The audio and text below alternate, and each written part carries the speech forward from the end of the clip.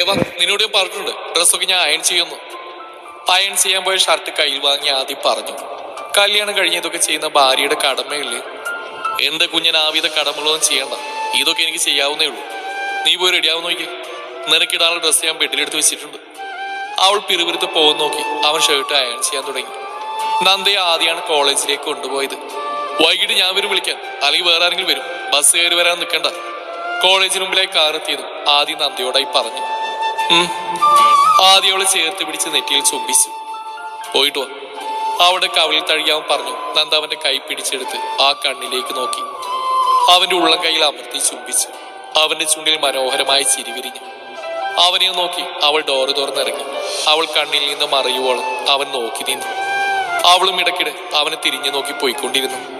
അവൾ കണ്ണിൽ നിന്ന് പറഞ്ഞതും ആദ്യം ഫോൺ എടുത്തൊരു നമ്പറിലേക്ക് വിളിച്ചു. നിമിഷങ്ങൾക്കകം ഒരു കറുത്ത ടീഷർട്ടും ജീൻസും ഇട്ട ഒരാൾ ആദിയുടെ കാറിന്റെ അടുത്തായി വന്നു. പറഞ്ഞല്ലോ, ഓർമ്മയുണ്ടല്ലോ, ദേവ് ഇന്നു മുതൽ കോളേജിൽ വന്നിട്ടുണ്ട്. എപ്പോഴും അവിടെ മേലൊരു കണ്ണുണ്ടായിരിക്കണം. സംശയപരമായിട്ട് എന്ത് കേട്ടാലും എന്നെ അറിയിക്കണം. എന്നെ വിളിച്ചിട്ട് കിട്ടിയില്ലെങ്കിൽ സഞ്ജയെ വിളിക്കാം. ഓക്കെ സാർ, സാർ പിടിക്കണ്ട, ഞങ്ങൾ ഇവിടെ തന്നെ ഉണ്ടല്ലോ. അതിന് മറുപടിയായി ആദ്യം അമർത്തിമോളി കാറെടുത്ത് പോയി. ക്ലാസ്സിലെത്തിയതും നന്ദയുടെ കണ്ണുകൾ അമ്മുവിനായി പാഞ്ഞു. അവൾ അവിടെ കാണാത്തതുകൊണ്ട് അവൾ ഇതൊരു വന്നിട്ടില്ലെന്ന് മനസ്സിലായി. ഇങ്ങ് വരട്ടെ, അവൾ കൊടുക്കുന്നുണ്ടിയാ. നീ ചാരപ്പണി ചെയ്യുമല്ലേ? അതും ചിന്തിച്ച് അവൾ സീറ്റിലേക്ക് നടന്നു. പല കുട്ടികളും അവൾ അത്ഭുത ജീവിയെ പോലെ നോക്കുന്നുണ്ടായിരുന്നു. ഇവർക്ക് എന്താ ഇങ്ങനെ നോക്കുന്നേ? ഇനി എനിക്ക് വല്ല കുഴപ്പമുണ്ടോ? അതും മനസ്സിൽ പറഞ്ഞവൾ സീറ്റിലായിരുന്നു. അടുത്തിരുന്ന കുട്ടി അവൾ നോക്കി ചിരിച്ചത് നന്ദയും തിരികെ ഒരു ചിരിയിരിച്ചു. ഹണിമൂണ് കഴിഞ്ഞ് എപ്പോ എത്തി നന്ദ? മുന്നിലിരുന്ന കുട്ടി തിരിഞ്ഞിരുന്ന് ചോദിച്ചത് നന്ദയാകെ വല്ലാതെ. ഇവർക്ക് ഇതൊക്കെയാണ് അറിയേണ്ടത്? അവൾ മനസ്സിലായി ചോദിച്ചു. ഹണിമൂണൊന്നും പോയില്ല, തീരെ താല്പര്യമില്ല നന്ദ പറഞ്ഞു. പോയില്ലേ? ഹെവി ഗ്രൂപ്പ്സിന്റെ ഉടയവന് ഹണിമൂണിന് പോകാനുള്ള ചെലവൊന്നും കയ്യിലില്ലേ? ആ പെൺകുട്ടി അല്പം പുച്ഛത്തോടെ ചോദിച്ചു. ഇതൊക്കെ ഞങ്ങളുടെ പേഴ്സണൽ കാര്യങ്ങളാ, അതൊന്നും ഇയാളോട് പറയാൻ താല്പര്യപ്പെടുന്നില്ല. ആദിദേവ് സാറിന്റെ ഭാര്യ ഇതിന്റെ തലക്കനാണോ നിനക്ക്? നേരത്തെ ഇത്ര വാങ്ങുന്നുണ്ടായിരുന്നില്ലല്ലോ. ആ പെൺകുട്ടി ചോദിച്ചു നിർത്താൻ ഉദ്ദേശമില്ലായിരുന്നു. വെറുതെ ഒരു വഴക്കിന് പോകണമെന്ന് വിചാരിച്ച് നന്ദ സീറ്റിൽ നിന്ന് എഴുന്നേറ്റ് പുറത്തേക്ക് നടന്നു. അവിടെ ഒരു ജാട ഉണ്ടില്ലേ? ആ പെൺകുട്ടി പൂച്ചിച്ച് തള്ളി. നിനക്കിത് എന്തിന്റെ സൂക്കേടാ സ്വാതി? അവളൊരു പാവം കൊച്ചാ. അടുത്തിരുന്നൊരു കുട്ടി പറഞ്ഞു. ഞാൻ സുഖവിവരങ്ങൾ തിരക്കുന്നതിലുള്ളൂ, അതിന് നിനക്കെന്താ അച്ചു? കല്യാണം കഴിഞ്ഞിട്ട് അവളുടെ ശരീരം ഉടഞ്ഞിട്ടുണ്ടെന്ന് തോന്നുന്നു, സ്വാതി പറഞ്ഞു. അച്ചു വെറുപ്പോടെ മുഖം തിരിച്ചു. നന്ദ ക്ലാസ്സിൽ നിന്നിറങ്ങി വരാന്തരായി നിന്നു കാണുന്ന ഗേറ്റ് കടന്നു വരുന്ന അമ്മുവിനെയാണ്. അമ്മു അടുത്തെത്തിയിരുന്നു. നന്ദ നോട്ടം മാറ്റാൻ പുറത്തേക്കിനെ നോക്കിയെന്നു. നീ നന്ദ, നീ ഇന്ന് വരുന്നു പറഞ്ഞില്ലല്ലോ, ഞാൻ വിളിച്ചിട്ട് നീ എന്താ ഫോൺ എടുക്കാത്ത? നന്ദ അവളെ മൈൻഡാക്കാതെ മുന്നിലേക്ക് നടന്നു. നീ പെണ്ണെ, എന്തു പറ്റി? അവളുടെ കയ്യിൽ പിടിച്ച് അമ്മു ചോദിച്ചു. നന്ദ കുറച്ച് രൂക്ഷമായി അവളെ നോക്കി. എന്താടി? നീ എന്നു മുതലാടി ചാരപ്പെടുത്തി തുടങ്ങിയത്? കാര്യം മനസ്സിലായതും അമ്മു വിളിച്ചു കാണിച്ചു. അത് പിന്നെ എന്തൊരു അഭിനയായിരുന്നു അന്ന്. നിന്നെ കൈ കിട്ടാൻ കാത്തിരുന്ന ഞാൻ. നീ സന്തോഷിക്കല്ലേ വേണ്ട, നിങ്ങൾ തമ്മിലെ പിണക്കൊക്കെ മാറിയില്ലേ? അതുകൊണ്ട് ഞാനൊന്നും പറയുന്നില്ല. അല്ല, നീ എന്താ പുറത്തേക്കുന്നേ? ക്ലാസ്സിൽ കയറിയപ്പോ ആ സ്വാതി ഭയങ്കര ചോദിച്ചില്ല, അതുകൊണ്ട് ഇറങ്ങിയെന്നാ. അവളെന്ത് പറഞ്ഞു? ഹണിമൂണിന് പോയില്ലേ, അതെന്താ പോകാത്തെ? അങ്ങനെ കുറെ ചോദ്യങ്ങള്. നേരത്തെ ഒന്നും മൈൻഡ് പോലും ചെയ്യാത്ത ആൾക്കാരായിരുന്നു, ഇപ്പൊ എന്തൊക്കെ അറിയണം? അസൂയാടി. നീ വാ, അകത്തിരിക്കുക, ബെല്ലടിക്കാറായി. നന്ദയുടെ കയ്യിൽ പിടിച്ചു വലിച്ച് അമ്മ ക്ലാസ്സിലേക്ക് നടന്നു. ബെല്ലടിച്ച ക്ലാസ്സിലേക്ക് ടീച്ചർ കയറി വന്നു. ഇതാരടി? പരിചയമില്ലാത്ത ആളൊക്കെ ഉണ്ടാവും. നന്ദ അമ്മുവിനോടായി ചോദിച്ചു. പൂജ മിസ്സിന് പകരം വന്നു, കുറച്ച് ഡേയ്സായി. പേരെന്താ? അവിടെ എന്തോ ഒരു സംസാരം, കുറച്ചുകൂടി ഉറക്കെ പറയണം, ഞാൻ കൂടി കേൾക്കായിരുന്നു. മിസ് പറഞ്ഞു. അമ്മു നന്ദയും ബെഞ്ചിൽ നിന്ന് എഴുന്നേറ്റു. അത് മിസ്സിന്റെ പേര് ചോദിച്ചതാ, അമ്മു പറഞ്ഞു. ടീച്ചർ നന്ദയെ അടിമുടി നോക്കി. അവരുടെ നോട്ടം അവളുടെ സിന്ദൂരേഖയിലും താലിമാലയിലുമായി വീണു. താൻ ആദ്യമായിട്ടാണ് എൻ്റെ ക്ലാസ്സിൽ? അവർ കൈകെട്ടി ഡെസ്കിലേക്ക് ചാരിന്ന് ചോദിച്ചു. അതെ. ഇത്രയും ദിവസം എവിടെയായിരുന്നു? മാരേജ് കഴിഞ്ഞ് ഹണിമൂൺ പോയതാ മിസ്, ഒരു കുട്ടി വിളിച്ചു പറഞ്ഞു. നന്ദയെ അമ്മയെ ആ ശബ്ദത്തിനോടുമേ നോക്കി. സ്വാതിയായിരുന്നത്. ഓ, കല്യാണം കഴിഞ്ഞ് ഈടക്കാണോ? അതെ. എൻ്റെ പേര് ചിത്ര. പ്രിൻസിപ്പിൾസ് ഓഫ് ബിസിനസ് ഡിസിഷൻ എന്ന സബ്ജക്ട് ഇനി മുതൽ എടുക്കുന്നത് ഞാനാ. എല്ലാവരും ഇനി സംസാരിക്കാതിരിക്കാമല്ലോ നിങ്ങൾക്ക്? ടീച്ചർ പറഞ്ഞു. രണ്ടുപേരും തലയാട്ടി സീറ്റിലിരുന്നു. അവർ രണ്ടുപേരും ടീച്ചർ ക്ലാസ് എടുത്തു തുടങ്ങി. ബെല്ലടിച്ചു. നന്ദയെ നോക്കി അവർ പുറത്തേക്ക് ഇറങ്ങി. അടുത്ത പീരീഡ് ആരോമലിന്റെ ആയിരുന്നു. ക്ലാസ് എടുക്കുമ്പോഴും അവന്റെ കണ്ണുകൾ നന്ദയിൽ വീണുകൊണ്ടിരുന്നു. നന്ദ ശ്രദ്ധിക്കുന്നില്ലെങ്കിലും അമ്മുവിന്റെ CID കണ്ണുകൾ അതൊക്കെ ഒപ്പിയെടുത്തുകൊണ്ടിരുന്നു. പെടക്കാതിരിക്കും മേഡം, ഇവിടുത്തെ പരിപാടികളൊക്കെ കഴിഞ്ഞാൽ മേഡത്തെ ഞങ്ങൾ തിരിച്ച് പാക്ക് ചെയ്തോളാം. പ്രീതിയുടെ കയ്യിൽ കയർ കസേരയിൽ മുറുക്കുന്നതിനിടയിൽ ഒരുവൻ പറഞ്ഞു.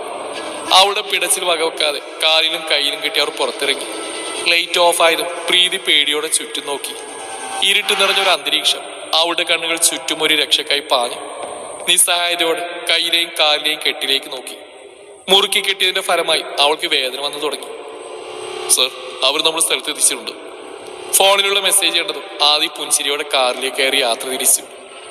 അടുത്തു വരുന്ന ബൂട്ടിന്റെ ശബ്ദവും റൂമിൽ പരന്ന വെളിച്ചത്തിലും അവൾ മെല്ലെ കണ്ണുകൾ സിമ്മി തുറന്നു. തനിക്കരികിലേക്ക് വരുന്ന രൂപത്തെ കണ്ടതും പ്രീതി ഞെട്ടിവറച്ചു. ആദി വിറയലോടെ അവളുടെ ചുണ്ടുകൾ ഉരുവിട്ടു. അവനൊരു പുഞ്ചിരിയോടെ അവൾക്ക് എതിർവശത്തായുള്ള കസേരയിൽ കാലുമേൽ കാൽ കയറ്റിയിരുന്നു. ആദി, നീ എന്നെ ഇവിടുന്ന് രക്ഷിക്കും. ആരും എന്നെ തട്ടിക്കൊണ്ടുവന്ന് കെട്ടിയിട്ടു. പ്ലീസ് ഹെൽപ്പ് മീ ആദി. കെട്ടിയിടാൻ പറഞ്ഞ ഞാൻ തന്നെ നിന്നെ രക്ഷിക്കണോ പ്രീതി? ആദി പുച്ഛത്തോടെ ചോദിച്ചു. ആദി? അവളിൽ അവിശ്വസനീയത നിറഞ്ഞു. യെസ്, ആദിദേവ് തന്നെ. ഇന്നലെ എന്റെ വീട്ടിൽ കയറി എന്റെ ഭാര്യയെ കയറി തള്ളിയിട്ട് പോയ നിന്നെ ഞാൻ വെറുതെ ഇടുന്നു കരുതിയോ? ആദി, ദേവനന്ദ എന്നെ തല്ലിയ ദേഷ്യത്തിലാ ഞാൻ തിരിച്ചവളെ തള്ളിയത്. നീ എന്തിനാ അവളുടെ മേൽ ഓറഞ്ച് ജ്യൂസ് ഒഴിച്ചത്? അവൻ ചോദിച്ചത് അവൾക്ക് മറുപടി ഇല്ലാതെയായി. എന്റെ പെണ്ണിന് ഒരു തരി പോലും മറ്റുള്ളവരാൽ വേദനിക്കപ്പെടുന്ന എനിക്ക് ഇഷ്ടമല്ല പ്രീതി. നിനക്ക് പല ചാൻസും ഞാൻ തന്നു.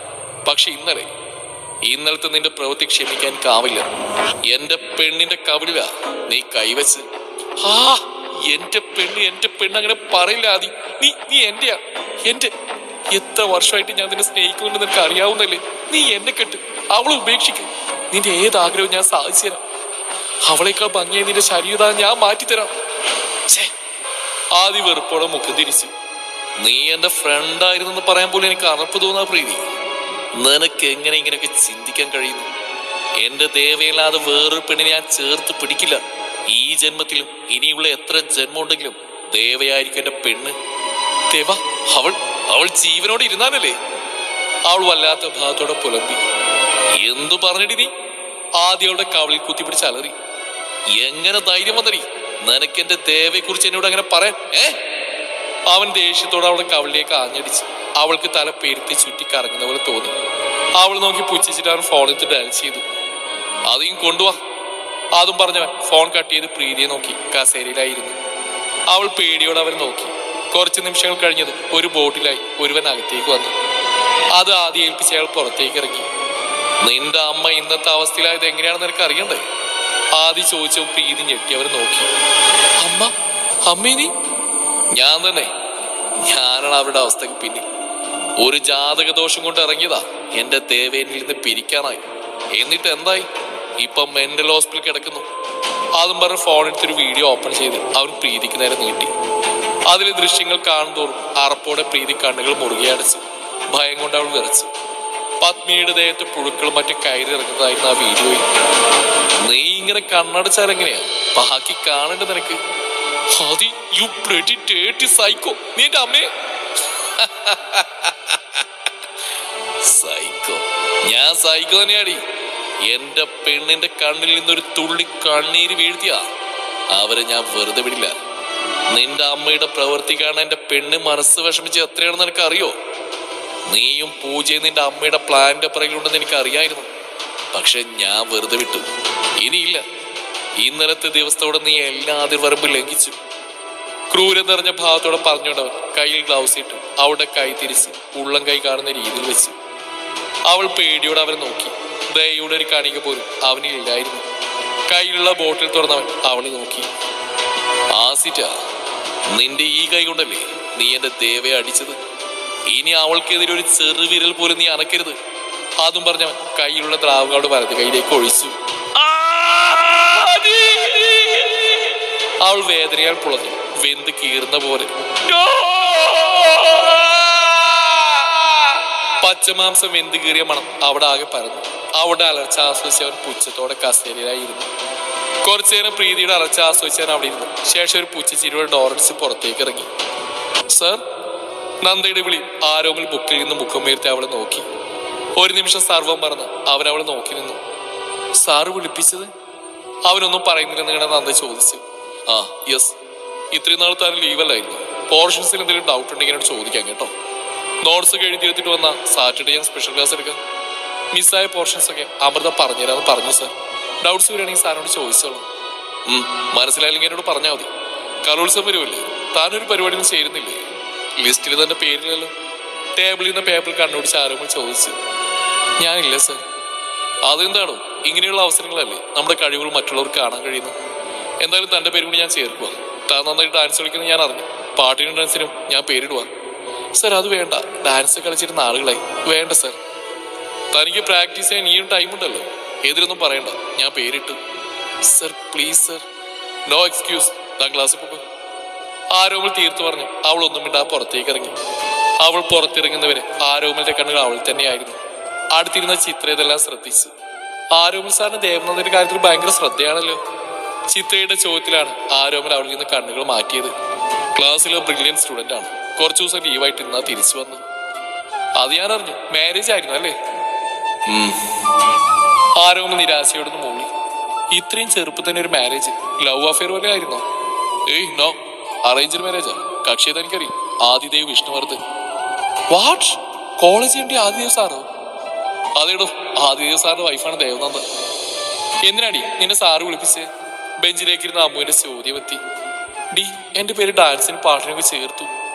കലോത്സവത്തിനാണ്. എനിക്കൊക്കെ വയ്യ കളിക്കാൻ. എന്നാലും ഞാൻ ഡാൻസ് കളിക്കുന്ന കാര്യം സാറെങ്കിലും അറിഞ്ഞു? അത് ഞാനാ പറഞ്ഞു. അടുത്തിരുന്ന അമ്മ ഒരു ഇളിയോടെ പറഞ്ഞു. നന്ദയുടെ കൈ അവളുടെ പുറത്ത് പതിഞ്ഞു. ഹോ, എന്നെ ഇടിയാടി പെണ്ണേ. പുറം തിരുമ്മി അവൾ പറഞ്ഞു. പോടി, നീ കാരണം സാറ് പേര് ചേർത്ത്. അതിനെന്താ, നീ കളിക്കണം. ദൈവം ഓരോരുത്തർക്കും ഓരോ കഴിവുകൾ കൊടുത്തിട്ടുണ്ട്. അതിനെ അടിച്ചമർത്താതെ പരിപോഷിപ്പിക്കണം. അതിനിങ്ങനെയുള്ള അവസരങ്ങളാണ് നല്ലത്. പ്രാക്ടീസ് ചെയ്തിട്ട് കുറെ നാളായില്ല. എനിക്ക് ആകൊരു മടി. ഇനിയും സമയമുണ്ടല്ലോ, നമുക്കെല്ലാം ശരിയാക്കാന്നേ. വൈകിട്ട് ക്ലാസ് കഴിഞ്ഞ് പുറത്തേക്ക് ഇറങ്ങിയതാണ് അമ്മു നന്ദയും. ഞാൻ ദേവേട്ടനെ വിളിക്കട്ടെ? അത് പറഞ്ഞ് ബാഗിൽ നിന്ന് ഫോൺ എടുത്ത് നന്ദ ആദിയുടെ നമ്പർ ഡയൽ ചെയ്തു. ഡേ, പുറകിൽ നിന്നുള്ള വിളി അമ്മു നന്ദയെ തിരിഞ്ഞു നോക്കി. സ്വാതിയായിരുന്നത്. നീ ഡാൻസിന് പേരെടുത്തെന്ന് അറിഞ്ഞല്ലോ. നന്ദയുടെ മുമ്പിലായി നിന്ന് കൈകെട്ടി നമ്മൾ ചോദിച്ചു. കൊടുത്തു. അതിനിപ്പോ തനിക്കെന്താ? തിരിച്ചു മറുപടി എടുത്ത അമ്മുവാണ്. വെറുതെ എന്നോട് മുട്ടി തോൽക്കാൻ നിൽക്കണ്ട. പേര് മാറ്റി അത്രയും നാണക്കേട് നിനക്ക് ഒഴിവാക്കാം. അല്ലെങ്കിൽ പിന്നെ സ്റ്റേജിലെത്തി ആദി സാറിന്റെ വൈഫ് തോറ്റെന്ന് കോളേജ് മുഴുവൻ അറിയും. ഒരു പുച്ഛത്തോടെ സ്വാതി പറഞ്ഞു. നീ ഈ കാണിക്കുന്ന പരിപാടിയാണ് നാണം കെട്ടത്. നിനക്ക് അത്രയ്ക്ക് വലിയ കഴിവുണ്ട് സ്റ്റേജിൽ പ്രദർശിപ്പിക്കാൻ നോക്ക്. വാചടിക്കാതെ പോടി. അമ്മോളെ പൂച്ചിച്ചേണ്ടി നന്ദയുടെ കൈ പിടിച്ച് മുന്നിലേക്ക് നടന്നു. ഇവളുമാർക്കൊക്കെ എന്തിന്റെ സൂക്കേടാണോ എന്തോ. അമ്മ ഓരോന്ന് പെരുവിട്ടുകൊണ്ടിരുന്നു. ദേവ, ഫോണിൽ കൂടെയുള്ള ആദ്യമായിട്ട് ശബ്ദം കേട്ടത്. അയ്യോ ദേവേട്ടൻ എന്ന് പറഞ്ഞ് നന്ദ ഫോൺ ചെവിയിലേക്ക് വെച്ചു. ദേവേട്ടൻ ക്ലാസ് കഴിഞ്ഞു കേട്ടോ? അതെനിക്കറിയാലോ. എനിക്ക് പക്ഷെ ഹോസ്പിറ്റലിൽ നിന്ന് ഇറങ്ങാൻ പറ്റില്ല. സഞ്ജയ് അതുവഴി ഇറങ്ങുമ്പോൾ നിന്നെ പിക്ക് ചെയ്യും. ഗേന്റെ അവിടെ നിന്നാ മതി. അല്ല, നേരത്തെ എന്തൊക്കെയാ ഞാൻ കേട്ടല്ലോ. ഡാൻസോ വെല്ലുവിളിയോ എന്തായിരുന്നു? അത് പിന്നെ ദേവേട്ട, കലോത്സവം വരുമല്ലേ. എന്റെ പേര് ആരോമൽ സാർ ഡാൻസിന് പാട്ടിനൊക്കെ ഇട്ടു. ആഹാ, നല്ല കാര്യമാണല്ലോ. ഡാൻസ് കളിക്കാൻ എനിക്ക് വയ്യ ദേവേട്ട. എന്റെ കുഞ്ഞൻ കളിക്കുകയും ചെയ്യും, എന്റെ കുഞ്ഞൻ തന്നെ ജയിക്കുകയും ചെയ്യും. ദേവേട്ട, അവൾ ചിണുങ്ങലോടെ വിളിച്ചു. ചിണുങ്ങല്ലേ? അവൾ ചുണ്ടുകൾ കൂർപ്പിച്ച് മൂളി. ദേവ എന്താ? അവള് സ്വരത്തിൽ കുറച്ച് ദേഷ്യം നിറഞ്ഞു. ആ കൂർപ്പിച്ചു വെച്ച ചുണ്ടുകളെ എനിക്ക് കടിച്ചെടുക്കാൻ തോന്നുക. എന്തൊക്കെയാ ദേവേട്ട പറയുന്നേ? ചൂടോടെ മോളിപ്പൊരു ഉമ്മന്നേ. നന്ദ അമ്മുവിനൊന്ന് പാളി നോക്കി. കൊച്ചു സെൻസസ് എടുക്കും തിരക്കിലാണ്. ഇല്ല താ ദേവ, ഒരു ഉഷാറില്ലെന്നേ. ഉള്ള ഉഷാറൊക്കെ മതി, ഞാൻ വെക്കുക. ഇപ്പോ വെച്ചോ, ഞാൻ വീട്ടിൽ വന്നിട്ട് ആവശ്യം പോലെ എടുത്തോളാം. നന്ദ നാണന്താനം ചിരിയാലെ ഫോൺ കട്ടാക്കി. മറുവശത്ത് ആദിയുടെ ചുണ്ടിലൊരു ചിരി തെളിഞ്ഞു. ചേട്ടാ 3 സിപ്പപ്പ് 2 ലോലിപ്പോപ്പ്. കടയിലെ ചേട്ടനോടായി പറഞ്ഞുകൊണ്ട് അമ്മു നന്ദയ്ക്ക് നേരെ തിരിഞ്ഞു. നിനക്ക് വേറെ വല്ലതും വേണോ? വേണ്ട. ബാഗിൽ നിന്ന് ക്യാഷ് എടുത്ത് കൊടുത്തപ്പോൾ സാധനങ്ങൾ വാങ്ങി. ഒരു സിപ്പപ്പും ഒരു ലോലിപ്പോപ്പും നന്ദക്ക് കൊടുത്തു. അത് ഉറിഞ്ചി കഴിച്ചുകൊണ്ട് സഞ്ജയ്ക്കായി അവർ കാത്തിരുന്നു. ക്ലാസ് കുറച്ച് ലേറ്റായി വിട്ടുകൊണ്ട് അമ്മുവിന്റെ വീട്ടിലേക്കുള്ള ബസ് നേരത്തെ പോയിരുന്നു. ഇങ്ങനെ കാണാനല്ലോടി, ഇനി വരില്ലേ? വാച്ചിലേക്ക് നോക്കി അമ്മ ചോദിച്ചു. വരുവടി. അപ്പോഴേക്കും അവിടെ മുമ്പിൽ ഒരു കാർ പാഞ്ഞുകൊണ്ട് നിർത്തി. പേടിച്ചു പോയ അമ്മ പിന്നോട്ടാഞ്ഞ് ബാലൻസ് പോയ അവൾ അടുത്തുള്ള തൂണിൽ പിടിച്ചു നിന്നു. അപ്പോഴേക്കും സഞ്ജയ് കാറിൽ നിന്ന് ഇറങ്ങിയിരുന്നു.